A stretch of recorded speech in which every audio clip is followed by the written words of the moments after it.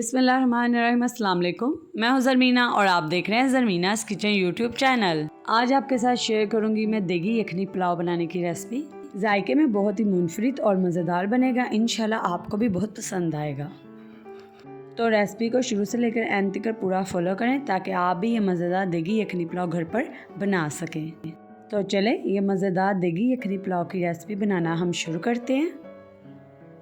बिस्मिल्लाहिर्रहमानिर्रहीम। तो यहाँ पर सबसे पहले हम यखनी तैयार कर लेते हैं। तो यहाँ पर मैंने पतीले में ऐड कर दिया बीफ का गोश्त और तकरीबन मैंने यहाँ पर 1.5 किलो बीफ का गोश्त लिया है, हड्डी वाला। ठीक है, यखनी के लिए आप हड्डी का गोश्त इस्तेमाल करें, इससे यखनी बहुत ही मज़ेदार बनती है। अब हम इसमें मसाले ऐड करेंगे। तो यहाँ पर साबुत मसाले डालेंगे। 3 मैंने इसमें तेज़पत्ते डाले हैं और 5 मैंने इसमें छोटी सब्ज़ी इलायची डाली है, 2 दालचीनी के टुकड़े डाले हैं और 2 मैं इसमें डाल दूँगी बादियान के फूल और 2-3 इसमें डाल देंगे बड़ी इलायची और 1 चम्मच भरकर शामिल कर देंगे सौंफ। और अब हम इसमें ऐड करेंगे 7-8 लौंग और एक बड़े साइज़ का प्याज यहाँ पे मैंने लिया, उसे मैंने ऐसे रफली काट लिया था, तो ये डाल देंगे।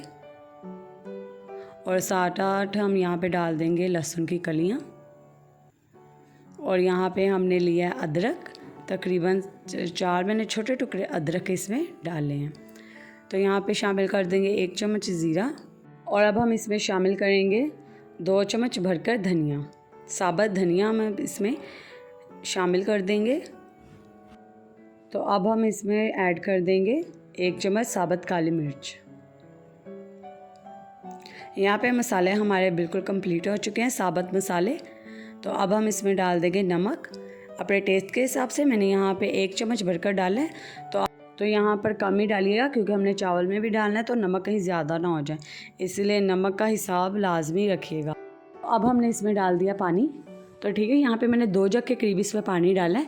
तो आपने इस यखनी को इतना पकाना है कि तकरीबन 1 जग के करीब ये यखनी रह जाए, यानी कि 2 जग आपने डाला है तो 1 जग यखनी आपकी तैयार होनी चाहिए। तो ये देख लें, पतीला ये फुल भरा हुआ है मैंने पानी से, और जब ये पककर आधी पतीली हो जाएगी तो हमारी यखनी भी तैयार हो जाएगी। तो अब हम इसको बिल्कुल हल्की आंच पर कवर करके पका लेंगे ताकि गोश्त भी गल जाए और यखनी भी तैयार हो जाए।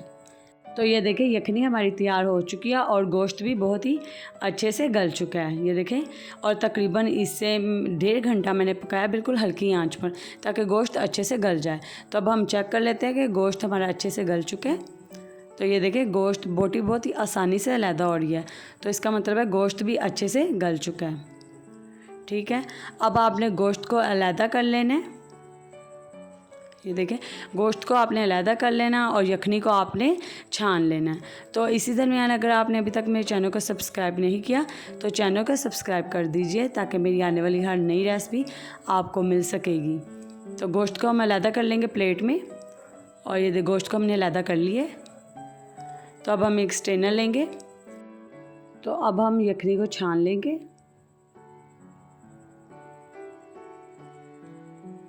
ताकि जो भी हमने इसमें साबुत मसाले डाले हैं वो अलहदा हो जाएं।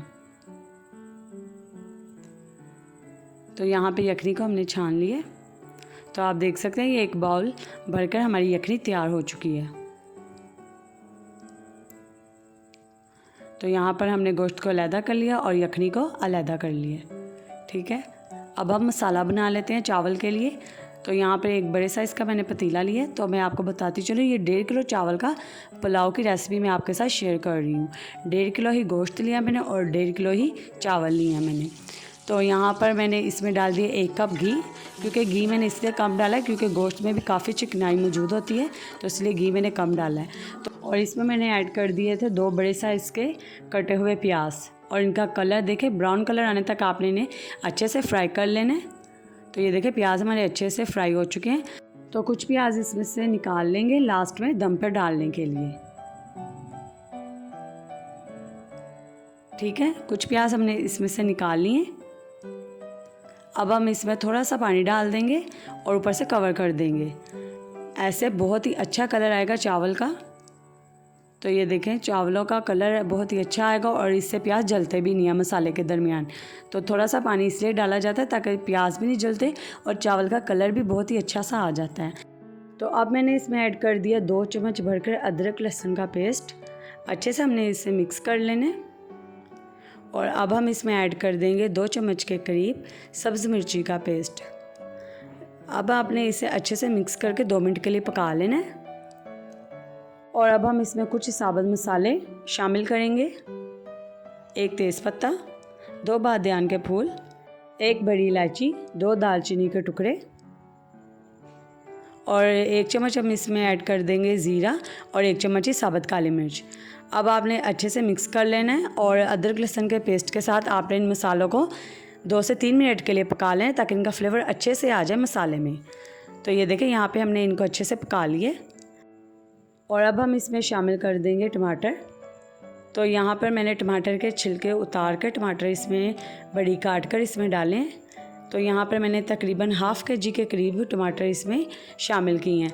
तो आप चाहें तो टमाटर का पेस्ट बनाकर भी इसमें ऐड कर सकते हैं। अब हम इसमें मसाले डालेंगे। 1 चम्मच भरकर हम डाल देंगे कुटी मिर्च। 1 चम्मच अब हम इसमें डाल देंगे धनिया पाउडर और 1 चम्मच हम इसमें डाल देंगे काली मिर्च का पाउडर। और नमक यहाँ पे मैं डाल दूँगी 1 चम्मच, क्योंकि हमने यखनी में भी नमक डाला है तो नमक का हिसाब अपने अच्छे से रखना है ताकि नमक ज़्यादा ना हो जाए। तो यहाँ पर अब हम मिक्स कर देंगे तमाम मसालों को। और अब आपने मसालों को अच्छे से पका लेना है। तो अब हम टमाटर गलने तक मसालों को पका लेंगे। तो ये देखें टमाटर अच्छे से हमारे गल चुके हैं। तो मसाला हमारा यहाँ पर तैयार है। तो अब हम इसमें शामिल कर देंगे गोश्त जो हमने निकाल के रखा था। अच्छे से मिक्स कर देंगे और अब हम 5 मिनट के लिए गोश्त की अच्छे से भुनाई करेंगे। इससे टेस्ट बहुत ही अच्छा आएगा चावलों में। तो ज़रूर आपने इसकी भुनाई करनी है तकरीबन 5 मिनट के लिए। तो गोश्त की यहाँ पे हमने भुनाई कर ली है अच्छे से। अब हमने इसमें ऐड कर दिया यखनी। अब मिक्स कर लेंगे अच्छे से। और अब हम इसमें शामिल कर देंगे इमली। यहाँ पे आधा कप मैंने इमली भिगो के रख दी थी आधे घंटे के लिए, तो वो मैंने इसमें डाल दी है। अब आपने इसे मिक्स कर लेना है और अब आपने हाई फ्लेम पर 5 मिनट के लिए यखनी को अच्छे से पका लेना है, इसमें 4-5 बॉयल आने तक, ताकि जो इमली हमने डाली है वो भी अच्छे से पक जाए इसमें। तो यखनी को बहुत अच्छे से बॉयल आ चुका है, तो हमने इसे पका लिया। यखनी हमारी यहाँ पे बिल्कुल तैयार है। अब हम इसमें शामिल कर देंगे चावल। यहाँ पे 1.5 किलो के करीब मैंने चावल इसमें डाले हैं। बनास्पति चावल मैंने इसमें डाले हैं। 1 घंटे के लिए मैंने चावल को भिगो के रख दिया था। अब आपने मीडियम से हाई फ्लेम पर चावल को पका लेना है ताकि इसका जो पानी है यखनी है ये खुश्क हो जाए। तो आप देखने से भी अंदाज़ा लगा सकते हैं कि इसमें कितनी यखनी मौजूद है। तो अब हम इसे कवर करके पका लेंगे। तो ये देखें यहाँ पे यखनी खुश्क हो चुकी है, सिर्फ थोड़ा ही सा इसमें पानी मौजूद है जो कि दम में ये भी खुश्क हो जाएगा। तो इस पॉइंट पर आप नमक भी चेक कर सकते हैं। अगर आपको कम लगता है तो आप इसमें नमक भी शामिल कर दें। तो अब हम इसके ऊपर डाल देंगे जो हमने प्याज फ्राई करके निकाले थे और थोड़ी सी सब्ज़ी मिर्चें डाल देंगे। तो अब मैं आपको बताती हूँ आपने इसे दम कैसे लगाना है।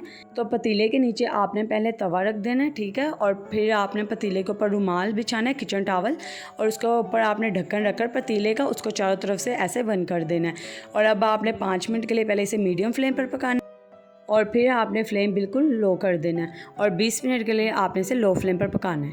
तो ये देखें माशाल्लाह से चावल हमारे तैयार है। तकरीबन 25 मिनट के लिए मैंने इसे दम पे रखा था, 5 मिनट के लिए मीडियम फ्लेम पर और 20 मिनट के लिए हमने इसे पकाया था बिल्कुल लो फ्लेम पर। तो जैसे कि आप वीडियो में भी देख सकते हैं माशाल्लाह से एक एक चावल खिला खिला बना है। ये देखें बहुत ही मज़े का लजीज़ हमारा यहाँ पर देगी यखनी पुलाव तैयार है। तो अब मैं आपको इसे प्लेट में निकाल के दिखाती हूँ। तो इंशाल्लाह ताला जब आप भी इसे ट्राई करेंगे आपको भी ये रेसिपी बहुत ही पसंद आएगी। बहुत ही मज़े का जायका और बनाने में भी बहुत ही आसान।